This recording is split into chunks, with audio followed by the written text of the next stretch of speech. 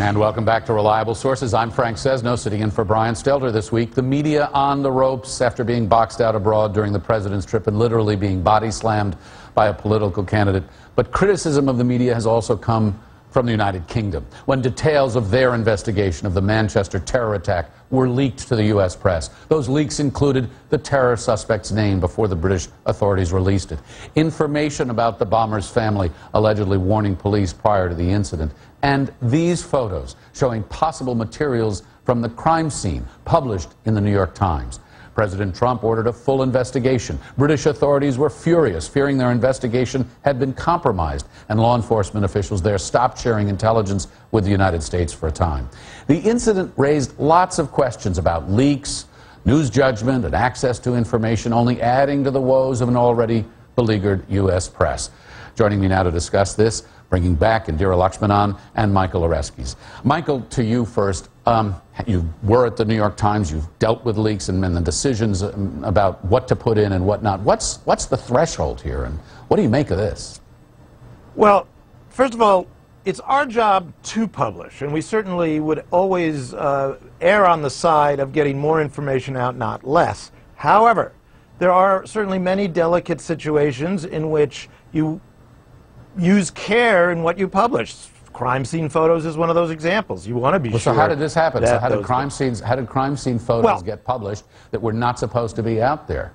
I can't say that they should or shouldn't have been published, because I don't know whether anything in those crime scene photos did in fact compromise the effort to catch the rest of that cell, which presumably is what the British government was engaged in.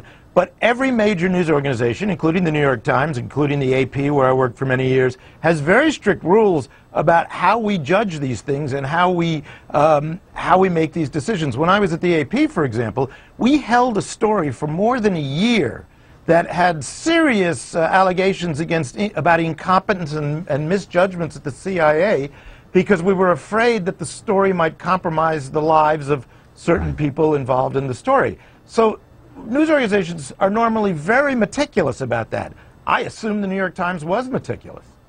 Indira, after the 9/11 attacks, CNN said that it would be sensitive to releasing any information that could compromise lives or ongoing operations. That's how it was articulated at the time. Is that the basic threshold?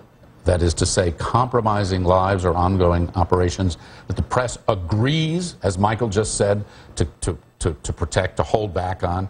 And if so, do any of these complaints about these leaks seem to violate those parameters? Look, I think the standard is exactly that. You don't want to put lives at risk, and you don't want to actually stop authorities from getting to whoever the perpetrator is. And I've been both a police reporter and a national security reporter, and these are decisions you have to make all the time in conjunction with your editors. But I do think that at large, respectable news organizations that have a history of dealing responsibly with these things, like the AP, like the New York Times, like the Boston Globe, and others, I think that this is dealt with in a responsible way. Were these leaks irresponsible? I mean, I haven't been on the inside with the New York Times talking to them about how the decisions were made, so I'm not ready to criticize them and say this was wrong. I would like to see proof from the British government that somehow this impeded their investigation, or that some life was actually at risk. I mean, I have written about this, and in fact, Dana Priest, who's won 2 Pulitzer Prizes, told me that she's come under so much pressure from authorities to not leak things. But she says,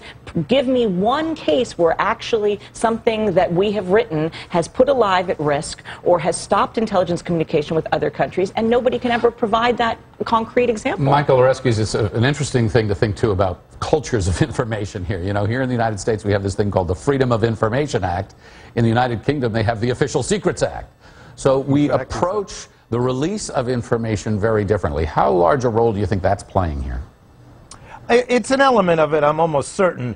The situation in the United Kingdom is much more secretive on a lot of these kinds of cases. But I have to say also there's a lot of kind of hysterical commentary going on right now. I hope you'll forgive me, but I was watching another network this morning, and I happened to catch Homeland Security Secretary Kelly on, and he was talking about how these leaks bordered on treason.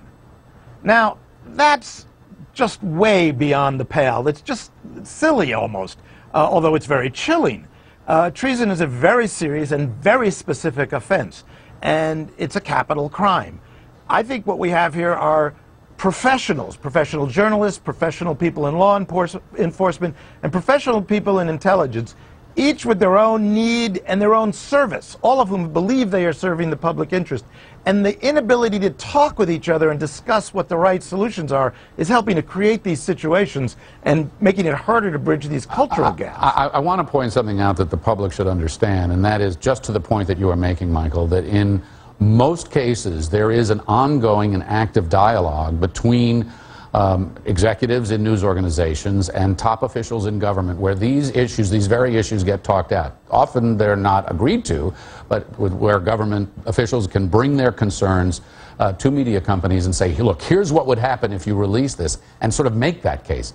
But I want to turn now to a related issue, and this is something else that makes the coverage of this story very difficult, and that is the quantity of coverage on the Manchester bombing and the acts of terrorism in U.S. media. Now, Indira, in your column, you wrote entitled "The Endless Loop of Terror Victims: Lazy Journalism That Lets ISIS Run the Newsroom." You said some pretty pointed stuff. What do you mean here? Well, I mean, to the last point you were making about leaks, I will say that a lot of newspapers and news organizations show very careful restraint. Like the Washington Post, for example, put a paragraph in their story last week saying we are withholding the name of the city in which this ISIS plot took place. And I do feel like there's a danger of the pot calling the kettle black. President Trump wanting to go after journalists for leaks when he, in fact, is not at all careful with classified information, as we know from that meeting in the Oval Office with the Russians. My point on this larger piece was that, I have been a journalist who has covered terrorism for years and years. Since the 9/11 attacks, I was in Pakistan the day after on September 12th and in Afghanistan on the day of, when the Taliban fell in Kandahar. I think the problem with terrorism coverage is that we get into this lazy pattern where we take the cell phone footage of the victims running and screaming, and it gets played over and over in this endless loop on cable television. I understand cable television has 24 hours a day to fill, and so they have to use footage. But there is a way in which, how are we advancing what the public needs to know? What are we doing that is actually adding to the conversation other than giving ISIS and other terrorist organizations what they want, which is a platform and notoriety and fame, and it is a way that it has been proven this helps them recruit. But it is news, right? It is absolutely news, and we should cover news. And cable news does cover news by the moment. And we should cover news. What I'm saying is we can cover it more responsibly. There are better ways to do that. Michael, what are better ways? How do you do it at NPR? Well, and NPR obviously has many of the same challenges that you have there at CNN and that Fox and MSNBC have, which is we're on all the time. So one of the really important things is to slow yourself down, take a breath, and try to make sure that what you have to say is something new or something that adds to the context or understanding, to the light, not the heat. I like that, slowing yourself down and taking a breath. That could be advice that that we should all follow. We can all and very much in the news business. So thank you both very much. And Michael, by the way, happy holiday birthday to you. I understand you're celebrating a little bit, so take 5. Thanks very much to both of you.